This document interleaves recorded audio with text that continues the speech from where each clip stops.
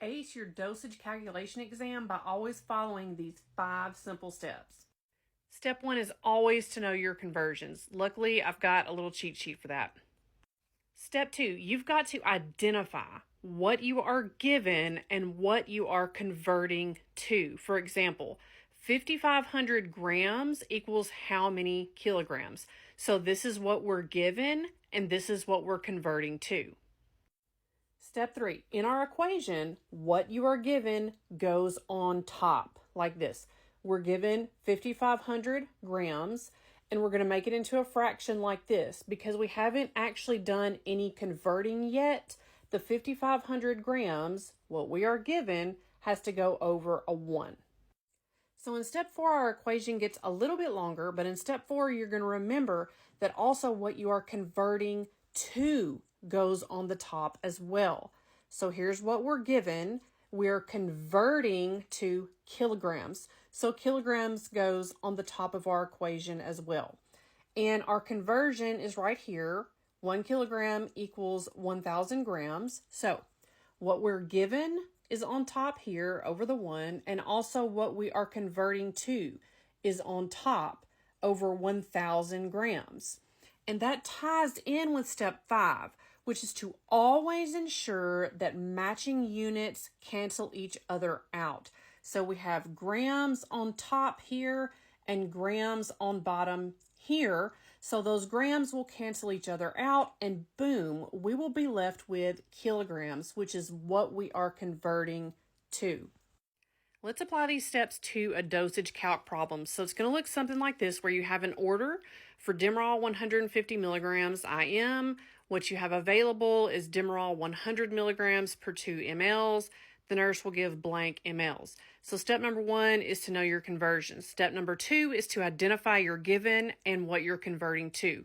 What we're given is 150 milligrams. We're converting to mLs. This is what we want. So we know that both of these things have to go on top in our equation. So this is how we're going to set it up. 150 milligrams over 1 multiplied by 2 milliliters over 100 milligrams. Okay. Also remember that matching units have to cancel each other out. And in this case, they have. We have milligrams and milligrams. So 150 times 2 would be 300. And then multiply 1 times 100. So that leaves us with 300 over 100, and that equals 3 milliliters. So the answer to this one is 3 milliliters. So let's look at one that's a little bit more in depth. So we have an order for dopamine, 10 micrograms per kilogram per minute. The patient weighs 210 pounds. What we have available is dopamine, 800 milligrams per 500 milliliters. We're going to set the IV pump to milliliters per hour. And a hint, with all your weight-based problems, we're going to go ahead and convert pounds to kilograms by dividing by 2.2. So we're going to identify what we're given and what we're converting to. We're given dopamine, 10 micrograms per kilogram per minute, and we're converting to milliliters per hour. So we're going to take the pounds and divide by 2.2 to get our kilograms, which is 95.5. And since what we're given is 10 micrograms per kilogram, we're going to go ahead and multiply the 95.5 kilograms by 10 to get a total of 955 micrograms per minute. All right, then we're going to set it up with our given and what we're converting to on top. So we have 955 micrograms per minute times 500 milliliters over 800 milligrams. We want our converting to on top. But remember, our 5th step is that making sure that matching units cancel each other out. And we don't have anything canceling anything out in this equation. So you're working these problems with the end in mind, right? So going back to matching units have to cancel each other out. What do we want to end up with here? Milliliters per hour. So we've got to get minutes out of the equation. So how do we do that? 955 micrograms per minute times 500 milliliters over 800 milligrams.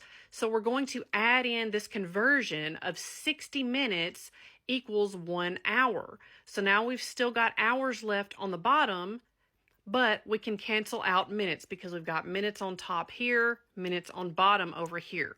But that still doesn't leave us with what we need, which is milliliters per hour, because now we have to get rid of micrograms and milligrams. So our equation has gotten even longer. We've got still 955 micrograms per minute times 500 milliliters over 800 milligrams. Now we've added in the 60 minutes over 1 hour to get the minutes out of the equation, but we've added one more conversion to get rid of micrograms and milligrams. So we've got 1 milligram equals 1,000 micrograms. So now we're able to cancel out milligrams, and we're also able to cancel out micrograms, and what we're left with is milliliters per hour. So then finally we have to take 955 times 500 times 60 to get this huge number right here. And then we take 800 and multiply it times 1,000 to get 800,000 and divide those to get our answer of 35.8 milliliters per hour.